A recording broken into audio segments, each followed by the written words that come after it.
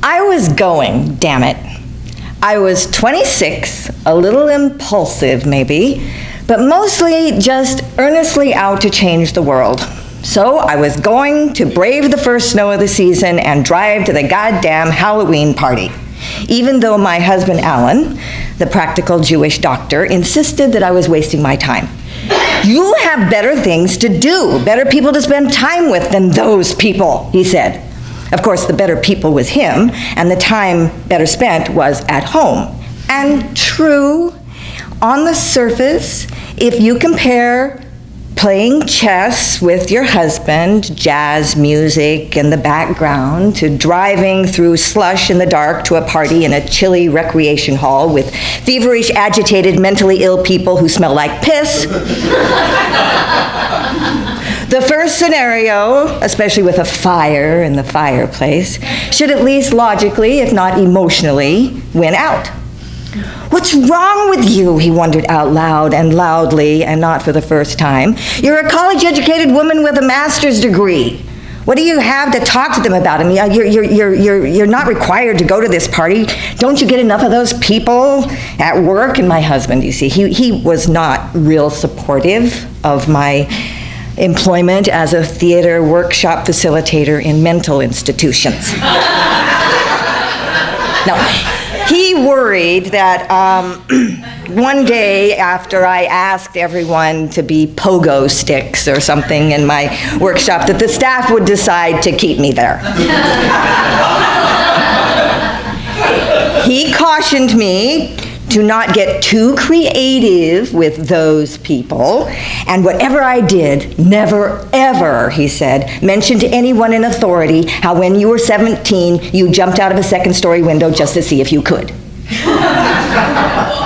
His jitters were contagious, you know, his lack of belief in me and my work was unnerving, and it made me question myself. It was maddening, is what it was. And on this particular night, I couldn't answer his question. I wasn't sure what was wrong with me, but I didn't take time to contemplate. I just acted on my gut feeling, and I fled outside to my car, where I looked up at the sky, and goddamn, if the snow hadn't stopped and the clouds parted just enough to show a dazzling full moon. It was a sign. So I drove off on the slippery roads to the Halloween ball for the cracked and crazy. Now, I have to admit that on the way to the activity center, I had a bout of anticipation queasiness, because I hated that place. The smell of it, the whole vibe, you know, it was a mixture of urine, pine sol, loneliness, and despair. And maybe Ellen was right. Maybe I did have better things to do. Certainly, there were easier things to do. But I plunged forward. And when I got to the door of the center, I was greeted by the plump-faced, baby-fine, wild-haired Geneva, one of the regular clients, AKA those people, who lived close by the center in boarding homes and relied on the center for all things social. It was their lifeline. And Geneva cries, "Looky here, everybody, Laurie came. It's going to be a party now, you can know it." Which was really kind of freaky, you know? I mean, it was kind of a lot of pressure on me, and so I refused one of her construction paper Halloween baskets, because those were for them, you know, those people who really needed them, not me, and I hurried off to the recreation room, which was decorated with a single cardboard skeleton taped to a folding chair with a piece of black crepe paper wrapped around its neck. And a silver mirrored disco ball in the center, hanging from the ceiling. Two staff members were huddled together over by the refreshments, donuts and Hawaiian punch, and disco music blaring on a disturbingly bad sound system. And I hate disco. There is absolutely no one in the center of the room. All 20 or so of the clients who braved the snow are now meekly sitting hunched over in chairs along the walls, clutching their Halloween baskets and chewing on styrofoam cups or their lips as shards of light from the disco ball cast wild zigzags of silver all across them. I'm at a loss. I want to go home. Hey, I turn, and it's Richie, tiny little bird-like man, donning a battered 10-gallon cowboy hat that is so big I can't even see his eyes. Nice hat, I say, and he asks if I will go for a ride with him in a car someday. And I say, yeah, sure, but you're going to have to get a driver's license first. And he says, okay, well, it's okay. It doesn't really matter because I'm probably going to die anyway because there's a full moon. And by the way, I just ate the balls in the Halloween basket. Were they candy? No. They were soap balls. So he gags and flees. The disco snorts out some harsh beats and a new song indistinguishable from the others, and I wish, oh my God, I wish that they would play some Beatles or something, except that I really wouldn't want to hold anybody's hand. It's the Blue Jets and JFK. Muhammad Ali says so. Well, got to steal some steel balls and piece the pipe because it's the Nazis. Kamikaze. World War II. It's Alan. Oh, not my Alan, the Jewish doctor back at home reading the medical journal. It's Alan spelled with an E-N instead of an A-N, who hangs out at the activity center a lot, or should I say hovers a lot, talking a blue streak to the air about Ali and things. And what will you talk to them about? This keeps echoing in my head while this Alan keeps moving his lips. Nonsense words. Intense blue eyes under squirrel tail eyebrows. And skin and bones, this guy.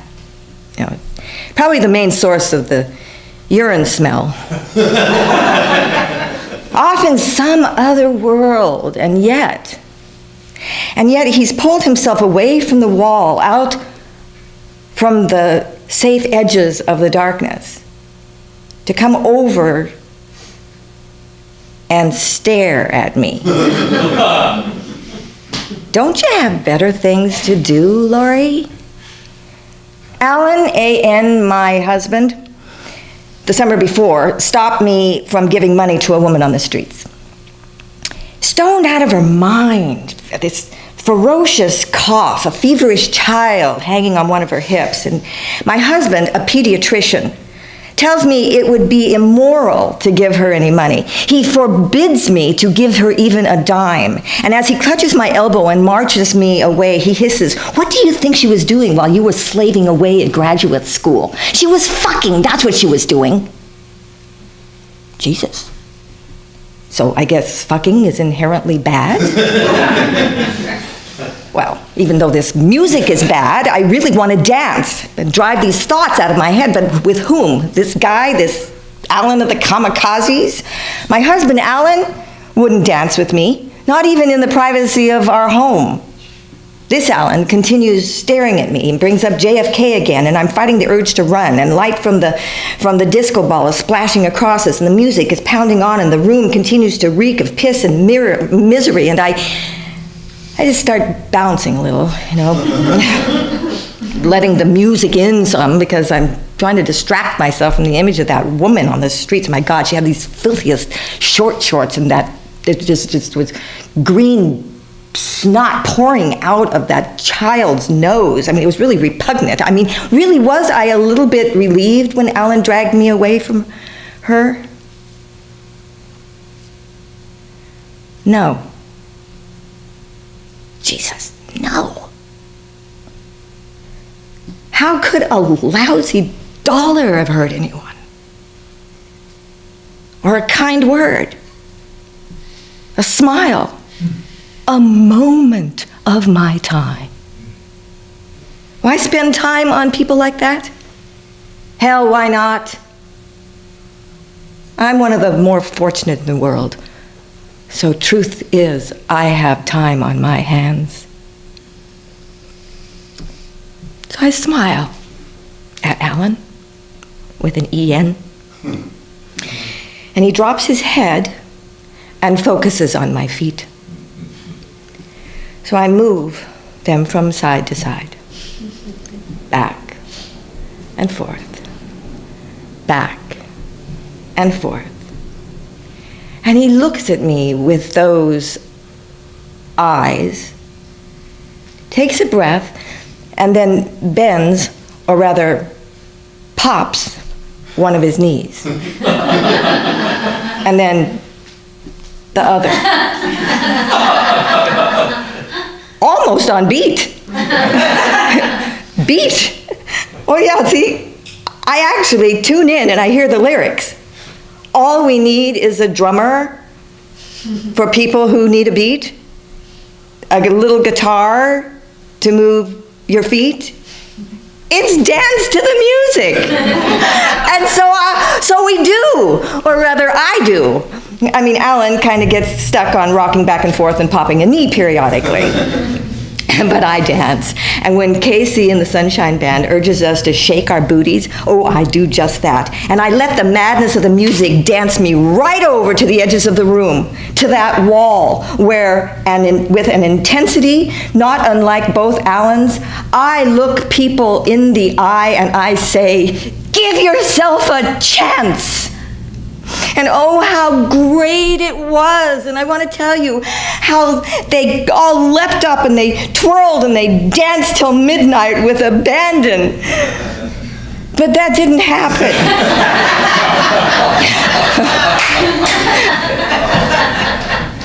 Most of them just stayed sitting on those chairs. Some tapped their feet. A few stood up, and a couple of them actually made it out to the middle of the room to gaze up at that mirrored silver disco ball. And Geneva, I caught her shaking her booty. You can know it. I spent about 2 hours of my valuable time that night laughing and dancing in the moonlight with those people who didn't bark or bite. Everybody feeling warm and bright. Yeah. Everybody dancing in the moonlight.